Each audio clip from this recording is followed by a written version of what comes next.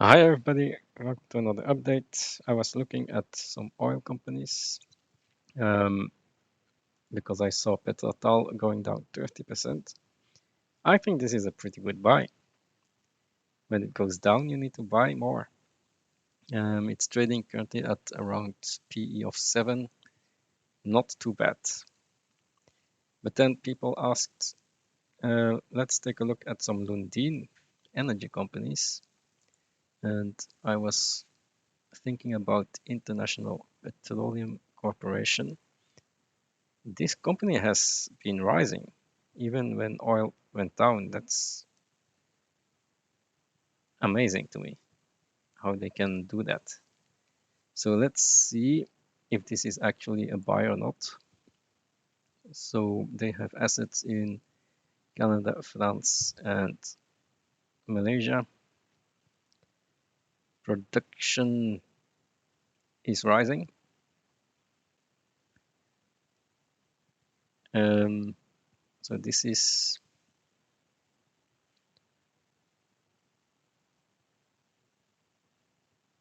are the reserves. Reserves are rising, and also the production. Okay.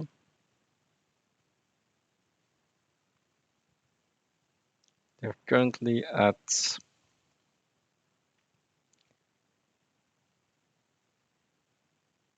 57,000 barrels per day. Is that correct?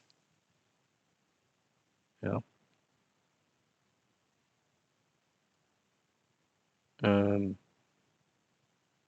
50,000 barrels per day, rising to 70,000 in the future.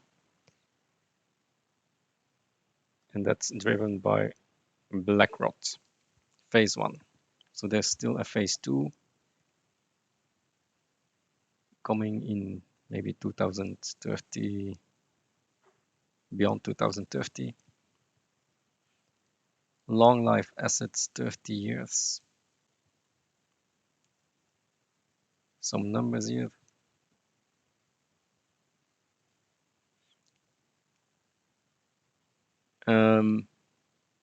Look at this. Break even is at 50. We are almost at 50 now. That's with oil. So they are currently almost at break-even price. So I don't think this is such a good company to buy because we're almost at break-even profitability. So you need to be actually very bullish oil to like this company. If you're not bullish oil, I'm not too bullish oil. I think it will hover around 60. The EV boom will make sure that we use less oil and more electricity. So with electricity, you don't need oil, you need natural gas, solar panels, nuclear plants. Nobody is going to drive in cars using oil. Okay, but okay, if you still like oil, we need to be above 50. Okay, that's a break even. Yeah, resource growth, they have plenty of oil.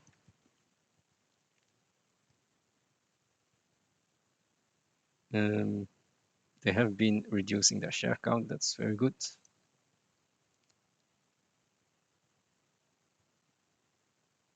Enterprise value 2 billion. I think it's now close to 3 billion because they went up in share price. But they don't count everything. I count everything. It's at least 2.5 billion.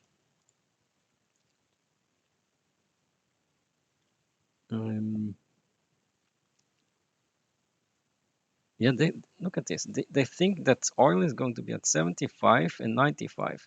We are currently at almost 50. Okay, so these numbers will not match in the future. They're using 75 and 95. We are never going there. We're still at 60 now. So take these cash flows with a grain of salt.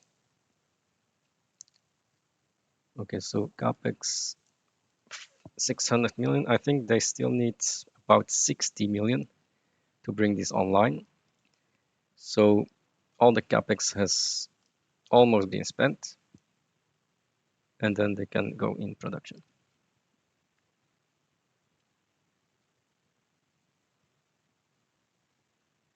Okay, this is NAV, but take into account what oil price they are using.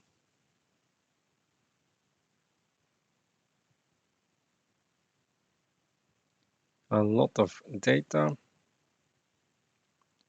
Okay, that's the base business production. Stable, low decline. That's good. Yeah, cash flow, but this is at 70 oil, and we are currently at 60 oil. So all of these numbers cannot be used anymore. Yeah, free cash flow. Yeah, this was 85 oil, 65 oil. Now we are at 60. So cash flows are pretty low currently. Yeah, they do some hedging. I don't look at hedging because eventually the hedges will be gone. See, they only hedge for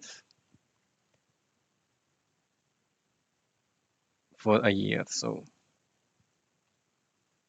those hedges will be gone soon. They do have debt, so they need to pay interest. A lot of slides here. Okay, so production is going to go up. Capex is fine, but there is some capex involved. 90 million per year of base business capex.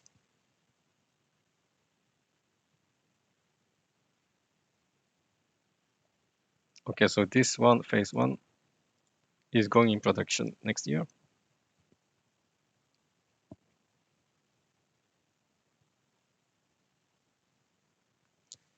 And has decades of reserves.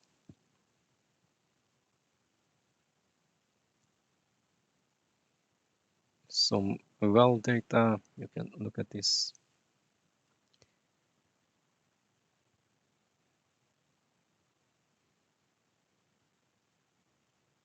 Yeah, this is phase one.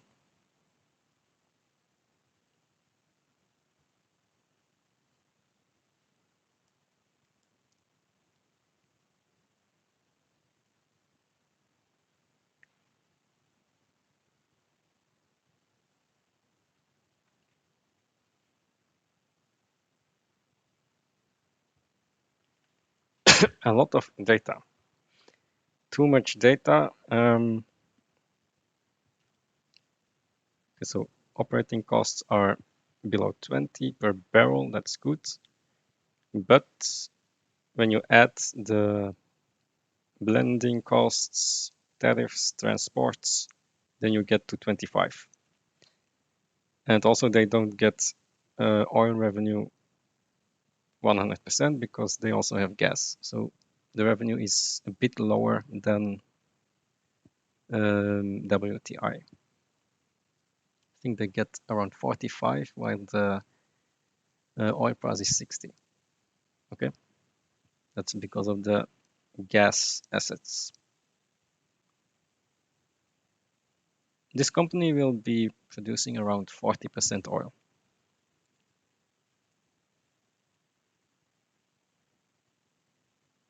So you could say, yes, it's an oil producer.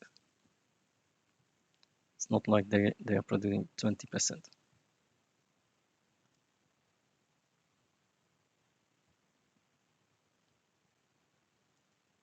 NPV.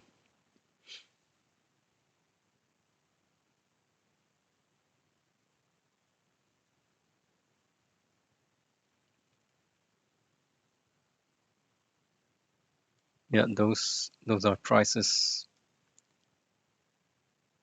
at $80. We're currently at 60. Okay, so let's take a look at this is Petroleum, by the way. This is actually undervalued. I think there is some upside.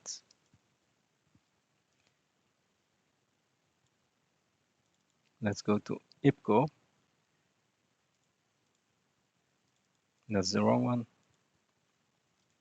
Okay, so this is the NPV flow chart. 3 billion enterprise value. I take all the liabilities in account. Production going from 16 million currently to 20 million and then 23 million. And then phase 2 to 34 million. So they have quite a lot of production growth.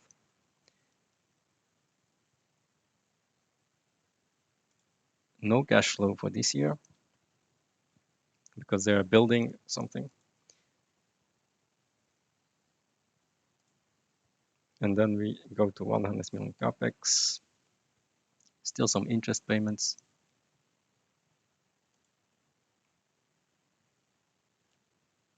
Oil price, unfortunately, is below 60. And they get $40 for the price. Might be higher when Blackrod is going production, so it could be, I don't know how much, we will see. But for example, this could be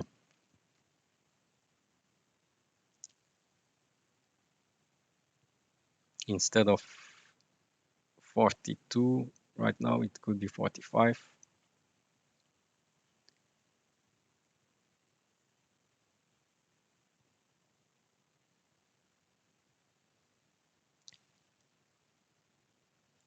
Let's simulate this. Let's say 45.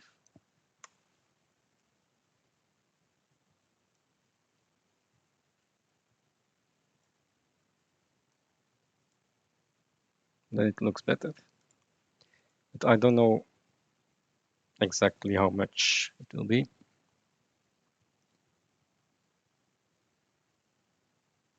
But you can see that there's a big gap still.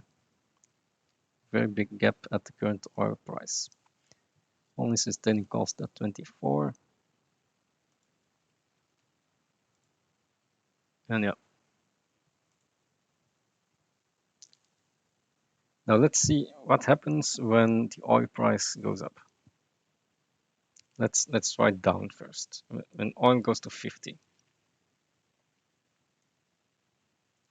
I don't think it will stay at 50, but what if? At 50 you can see it's break even. Break even, it cannot make any money. This gap here is due to the capex for phase 2. It's about 1.5 billion.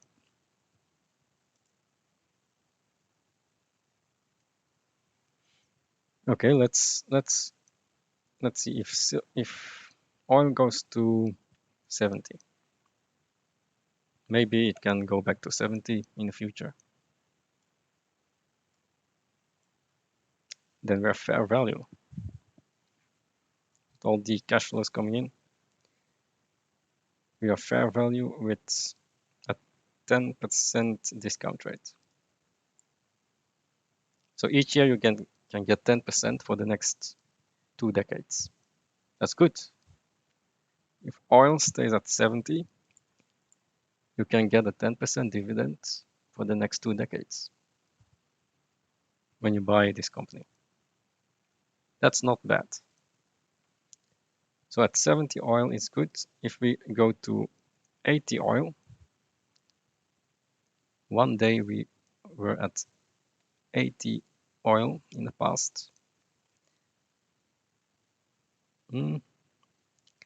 It's not giving that much upside. It's 30% upside, even at 80 oil. So this is not a multi-bagger. I don't think this is a multi-bagger, and certainly not at 60 oil.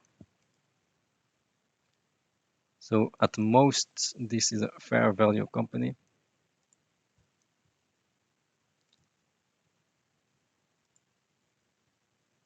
And I don't think this is a multi-bagger. Even though it's rising, could very well just fall back to here. And it depends on the oil price, which isn't looking that great at the moment. In the long term, I mean, it could fall back to 50 and then stay at this level, say 70. That's possible. So basically fair value to me. Okay. And then you will get a dividend of 10% each year, and that's it.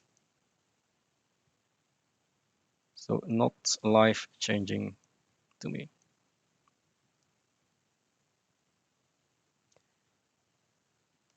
So that's the update for this Lundin oil company. Not bad, but also not super good. And I'll see you next video. Bye.